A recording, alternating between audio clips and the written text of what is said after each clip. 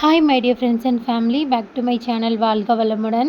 இன்றைக்கி நம்ம சேனலில் என்ன ரெசிபி வீடியோ பார்க்க போகிறோம் அப்படின்னா, என்னோடய பையனோட ஸ்டைலில் சொல்லணும் அப்படின்னா ஒயிட் பிரியாணி தாங்க. அதாவது தேங்காய் பால் சாதம். இது எப்படி பண்ணலான்னு பார்க்கலாம். ஒரு குக்கரில் கொஞ்சம் கடலெண்ணெய் இல்லைன்னா தேங்காய் எண்ணெய் சேர்த்துக்கோங்க.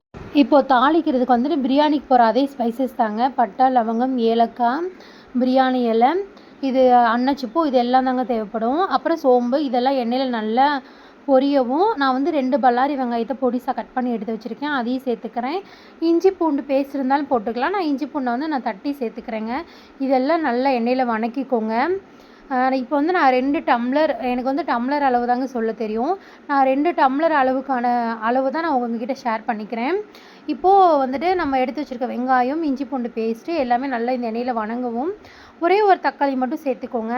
தக்காளி ரொம்ப சேர்த்திங்கன்னா அந்த ஒயிட் கலர் வராது. ஸோ வந்து டேஸ்ட்டுக்காண்டி ஒரு குட்டி பழமாக ஒரே ஒரு பழம் மட்டும் சேர்த்துக்கோங்க. ஒரு தக்காளி, அப்புறம் வந்து இது காரத்துக்கு வந்துட்டு ஒரு 4 பச்சை மிளகாய் போட்டுருங்க. அவ்வளோதாங்க இதுக்கு தேவையான பொருள். இது எல்லாமே நல்லா உப்பு போட்டு வணக்கி விட்டுக்கோங்க. இப்போ வந்து நான் 2 டம்ளர் அரிசிக்கு வந்துட்டு நான் அரை மூடி தேங்காய் பால்னால் பெரிய தேங்காவாக இருக்குங்க. அதில் வந்து பால் எடுத்து வச்சுட்டேங்க. இதை வந்து நீங்கள் எடுத்த டம்ளரில் அளந்து ஊற்றிக்கோங்க. அதாவது ஒரு டம்ளருக்கு 2 டம்ளர், அப்போ 2 டம்ளருக்கு 4 டம்ளர் தண்ணின்னு சொல்லிட்டு அளந்து ஊற்றிட்டு ஒரு கைப்பொடி அளவு புதினா எடுத்து போட்டுக்கோங்க. இதுக்கு வந்து கொத்தமல்லி தேவையில்லைங்க, புதினா மட்டுமே போதும். அப்போ தான் டேஸ்ட்டு சூப்பராக இருக்கும். அதாவது தேங்காய் பாலில் நிறைய பெனிஃபிட் இருக்குங்க. அதை வந்து நம்ம தேங்காய் பால் வந்துட்டு இப்போ என்னோடய பையனுக்குலாம் வந்துட்டு இடியாப்பத்தில் ஊற்றி கொடுத்தா அவனுக்கு சாப்பிட பிடிக்காது. ஸோ இந்த மாதிரி தேங்காய் பால் சாதம் அந்த மாதிரி அவனுக்கு பிடிச்ச மாதிரி ஒயிட் பிரியாணின்னு சொல்லி கொடுத்தா அவன் ரொம்ப விரும்பி சாப்பிடுவான். அதனால் இந்த தேங்காய் பாலில் வந்து நிறைய பெனிஃபிட் இருக்குது. அதனால் இந்த மாதிரி கண்டிப்பாக ஒரு தேங்காய் பால் சாதம் ட்ரை பண்ணி பாருங்கள்.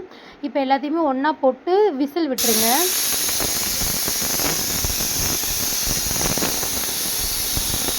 விசில் விட்டு கொஞ்சம் நேரம் கழித்து ஓப்பன் பண்ணி பார்த்தீங்கன்னா இந்த மாதிரி உதிரியாக சூப்பரான தேங்காய் பால் சாப்பாடு ரெடி ஆயிடுச்சுங்க. இதுக்கு சைடிஷாக சிக்கன் கிரேவி, மட்டன் கிரேவிலாம் வச்சிங்கன்னா டேஸ்ட்டு சூப்பராக இருக்குங்க. ஆனால் இன்றைக்கி நான் மீல் மேக்கர் கிரேவி தாங்க வச்சுருக்கேன். கண்டிப்பாக இந்த ரெசிபியை ட்ரை பண்ணி பார்த்துட்டு எப்படின்னு கமெண்ட் பண்ணுங்கள். இந்த வீடியோ உங்களுக்கு பிடிச்சிருந்துச்சுன்னா மறக்காமல் என்னோடய சேனலை சப்ஸ்கிரைப் பண்ணிக்கோங்க. தேங்க்யூ ஃபார் வாட்சிங்.